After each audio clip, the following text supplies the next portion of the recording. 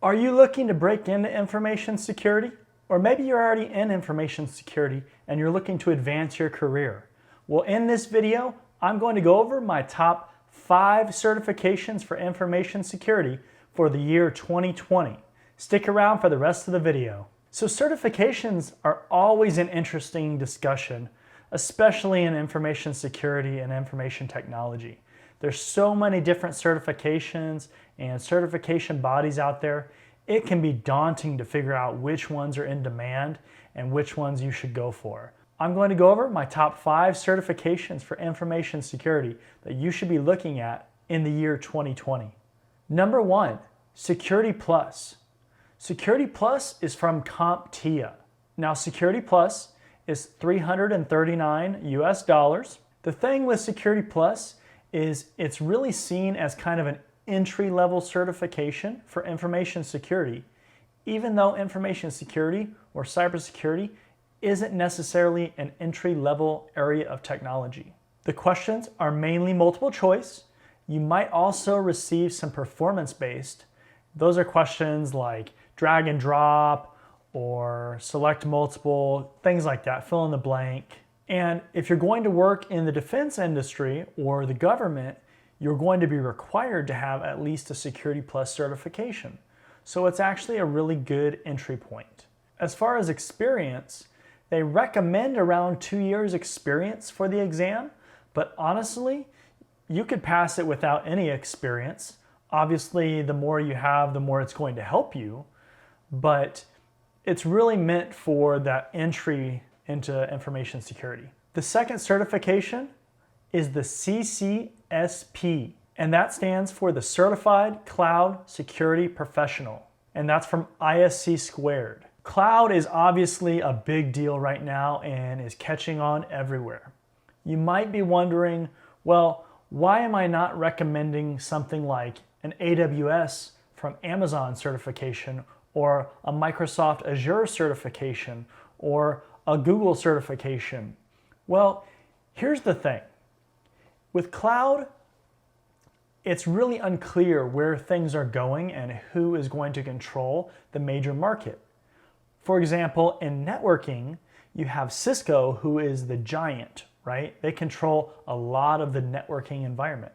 Well, in cloud, there's not really that dominator yet. There's a lot of good services out there and they're still competing for who's going to be the front runner. So that's why I'm recommending the CCSP, because it's a vendor neutral cloud certification, and that will at least get you exposed to the ideas and concepts of cloud computing. Now, there's a caveat to this. In your current environment that you're in, if you are using, let's say, AWS or Azure or Google, then I would probably recommend you getting one of those certifications because it's something that you can actually start to use.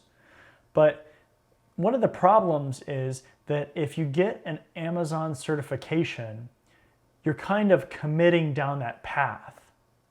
If you get a neutral certification, then that shows your overall knowledge of cloud and you don't really have a bias towards one technology or another. So when somebody reviews your resume, they might look a little bit more favorable on that.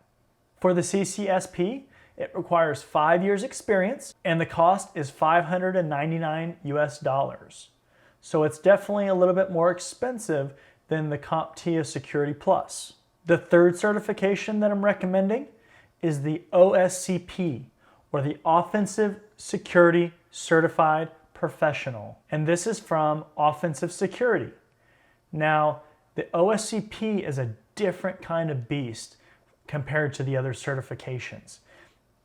Basically what happens is you sign up for lab time and the lab prices start at $800 for 30 days access, and you go through an entire course book, you go through exercises, and you actually have a whole bunch of machines that you can try to attack and get into. And then the final exam is the same kind of way. It's a practical exam, but it lasts for 24 hours. and you have to document everything that you've done, how you got into systems. It really mimics a real penetration test in that sense. Even though the OSCP is really focused on penetration testing, it shows a lot of great knowledge. The exam and the course is known for its motto, which is try harder, because the exam is not easy. It is definitely a challenge. Number 4 is the PMP, Project Management Professional, and this is from the Project Management Institute. Experience requirement is 3 years, and you have to have led projects during that 3 years. The cost is anywhere from $400 to $550, depending on if you're a member or not of the PMI.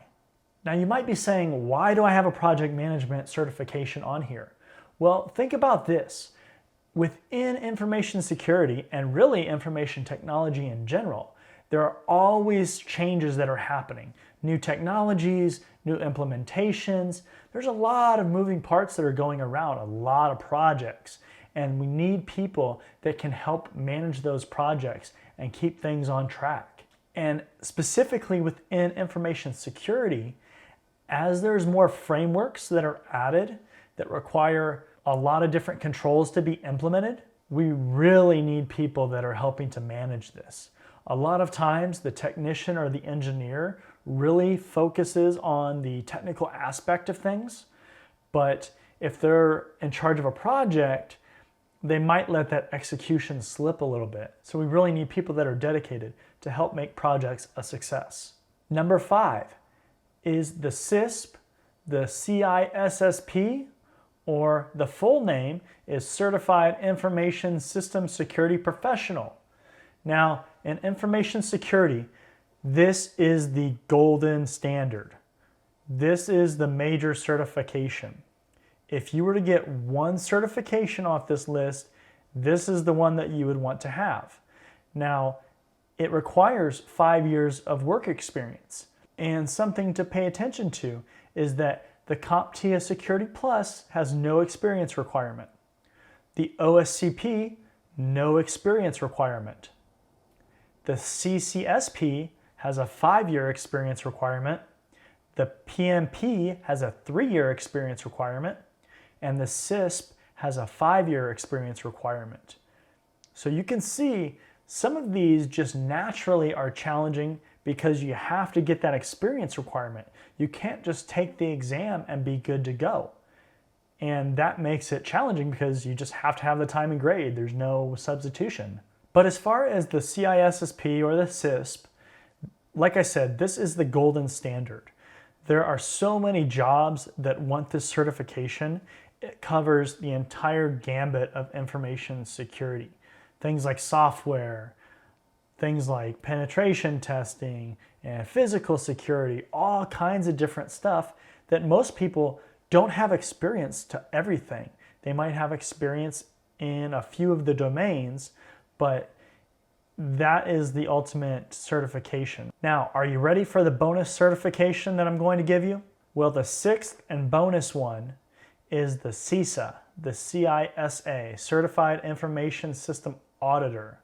And this is from ISACA. Now, the reason why the CISA is so important is because it really focuses on risk management and auditing information systems.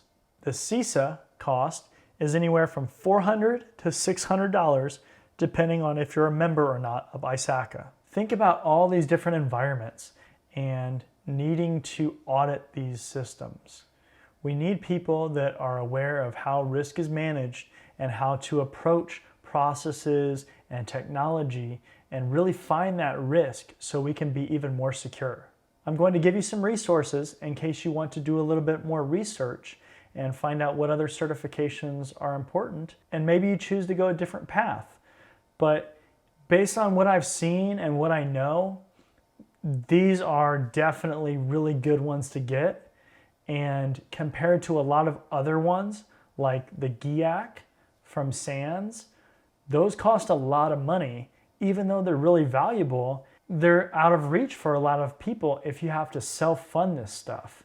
So that's why I picked a lot of these ones that I've picked. But I will go ahead and leave some links in the description if you want to check out a few more resources, things like Indeed.com and CyberSeek and the DoD 8570 mandate that is used in the military and government environments here in the United States. And these can help you decide where you want to go based on the job that you want to get. Well, I hope this has been informational and will help guide you in 2020 for your certification pursuit.